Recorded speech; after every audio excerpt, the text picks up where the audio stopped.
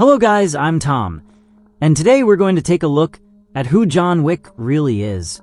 Within the vast universe of modern action cinema, few names manage to inspire as much respect, fascination, and that inevitable chill down your spine as John Wick. We're not talking about a traditional hero or a masked villain. We're dealing with an anti-hero who seems to walk through the shadows as an unstoppable force, someone whose very presence evokes the sense of watching a predator that never rests. On screen, his figure has become synonymous with power, precision, and an almost spectral aura that elevates him to the rank of a living legend. For many, John Wick isn't just a deadly assassin. He is the very embodiment of death, a ghost made of flesh and bone inhabiting a world governed by codes and blood. For most of his life, John was tied to organized crime, serving under the ruthless eye of the mafia, particularly under Viggo Tarasov's rule. Yet, amid all that darkness, he found a glimmer of light. Helen, the woman who changed everything. Their love was strong enough to inspire him to leave that violent world behind, to take a step back and chase the quiet life that had always seemed impossible. And for a brief moment, he actually succeeded.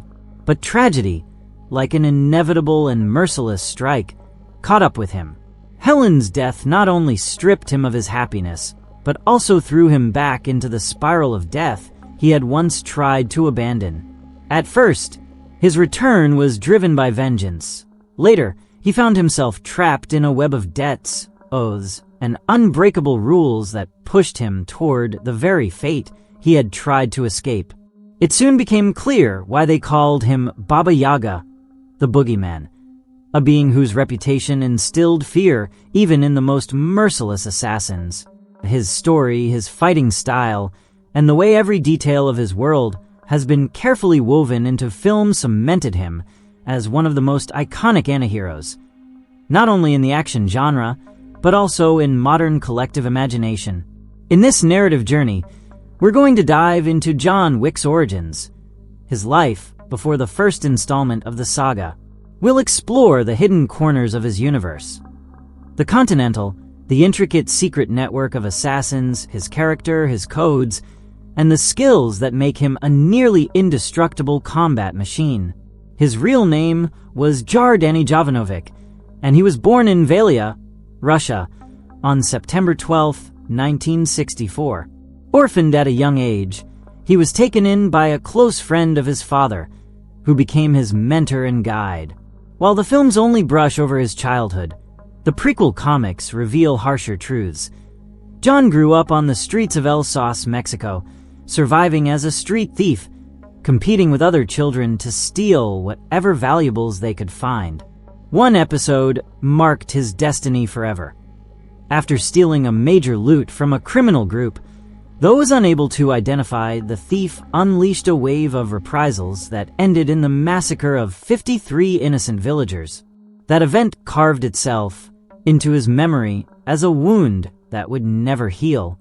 Years later, already an unstoppable assassin, he returned to settle that blood debt, confronting those responsible for the atrocity.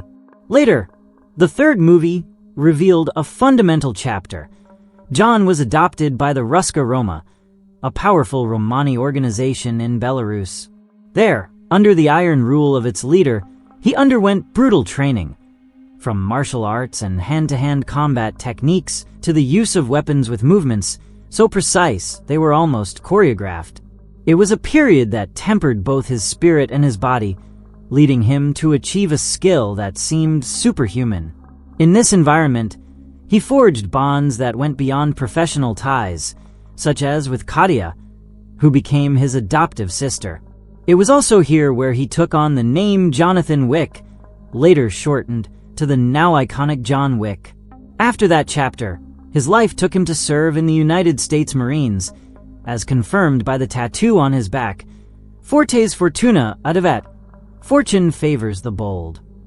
In the military, he met Marcus, a sniper with whom he built a deep friendship, an alliance that would shape his future. After completing his military service, John was guided by Sharon, the always enigmatic concierge of the Continental, into the very heart of the secret brotherhood of assassins. It was there where he perfected his legend, becoming a regular and eventually Viggo Tarasov's most lethal asset.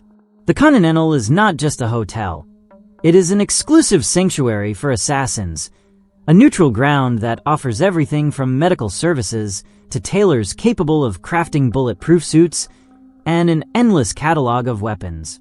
But it is also a place ruled by strict laws. Never kill on its premises, except in self-defense.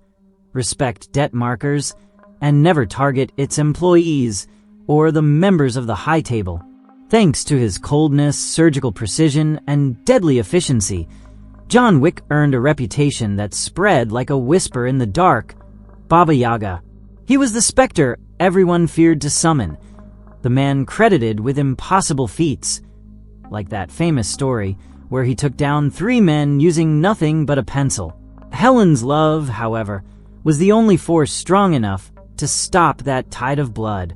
His wish to retire was granted only after he completed an impossible mission, eliminating all of the Tarasov's enemies in a single night. A task he carried out with the help of Santino D'Antonio and his markers, proving one last time his almost superhuman ability.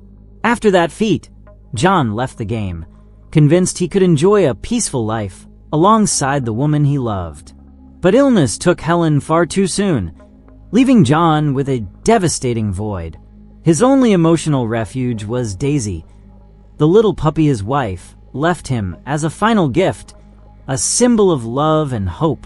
Yet fate, or human cruelty, came knocking again. Iosef Tarasov, Viggo's son, stormed into his life, stealing his car and killing Daisy without realizing who that man really was. That brutal act not only shattered John's fragile balance, but also unleashed the storm within him. What followed was the awakening of the legend. John unleashed his fury against Viggo, Iosef, and their 77 men, displaying the lethal precision and ferocity that made him immortal in the collective imagination of cinema.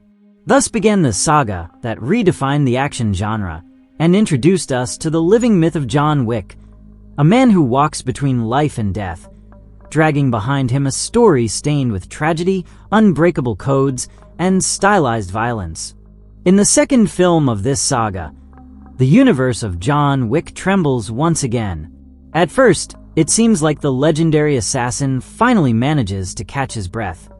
He reaches a fragile truce with Abraham Tarasov, brother of the feared Viggo. A fleeting calm. But as always in Wick's life, peace is nothing more than an illusion. And that illusion shatters when Santino D'Antonio, an Italian mobster with unfinished business, shows up at his door. Santino doesn't come with a friendly visit. He comes with a demand that John fulfill the blood oath they sealed years ago.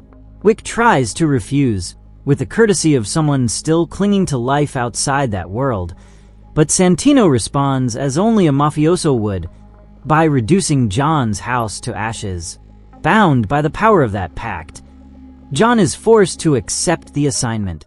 The mission: assassinate Santino's own sister, so he can take her place at the feared High Table, the most powerful and influential criminal organization on the planet. John, as always, delivers, flawlessly, but betrayal comes in the very breath after the mission. Santino turns on him, placing a bounty on his head, $7 million for anyone bold enough to kill him. His excuse: revenge for his sister's death.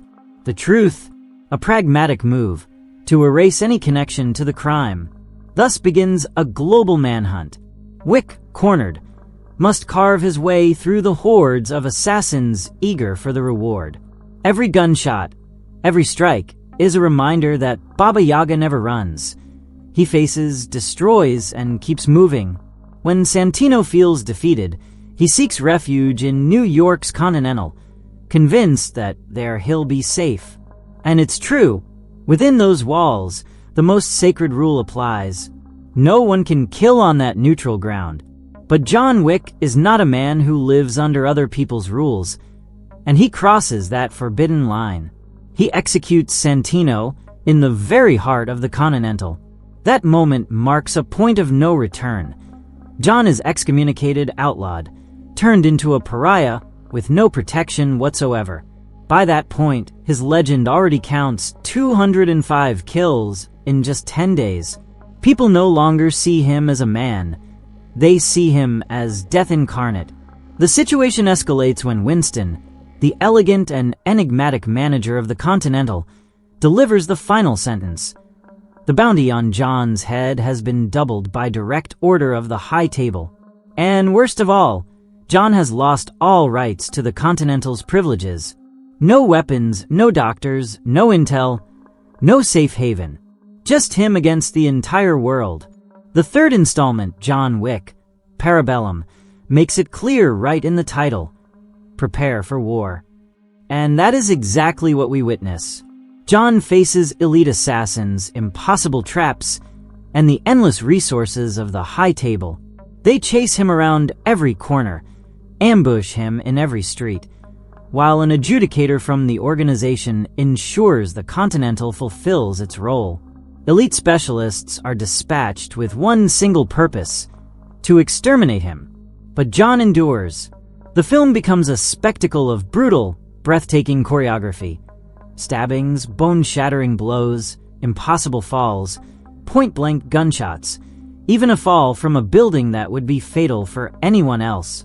But he survives, again and again, and in the end, he swears that the High Table will pay. His kill count has already reached 290 in less than a month, and the story makes it clear that the fourth chapter would be an all-out war against the very foundations of criminal power.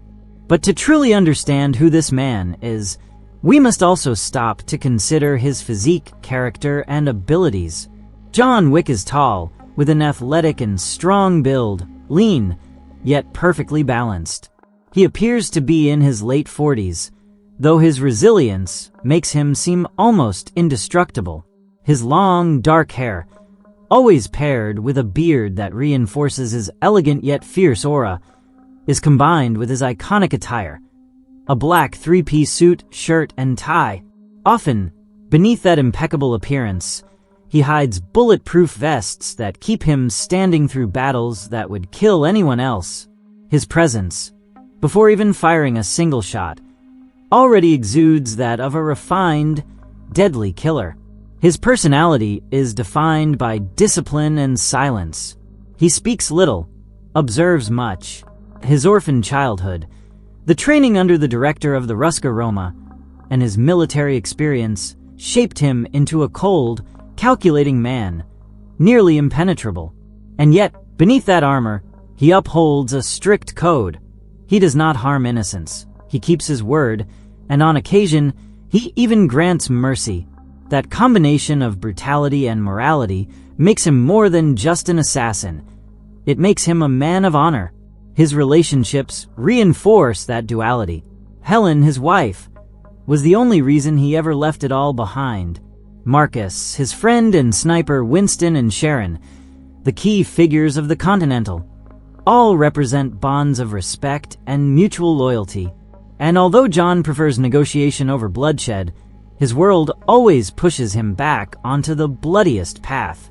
His dialogue with Abraham Tarasov, or his attempts to reason with Santino, show that he doesn't always choose the gun as his first option. And that balance has earned him respect, even from those once sent to kill him. As for his abilities, what John possesses borders on the impossible. His strength, endurance, agility, and tolerance for pain are far beyond the norm. He can keep fighting with broken bones, deep wounds, or even after being shot. He is an absolute master of martial arts, firearms, and close-quarters combat. His strategic mind allows him to improvise weapons from anything, a simple book, a pencil, and to drive with surgical precision. He speaks multiple languages, understands human anatomy, and knows how to inflict or resist pain. What sets him apart from the rest is not just his technique, but his will. That relentless obsession never to stop, to always finish what he begins, is both his greatest virtue and his greatest curse. His execution of Santino within the Continental proves it. For him, it was inevitable, but that very impulse turned him into the enemy of the entire secret society of assassins. Ultimately, John Wick is the perfect blend of discipline, skill, and iron will. A man who seems superhuman, yet never ceases to be human. A myth that grows with every step, every gunshot, every fall of his enemies in this world ruled by blood and silence.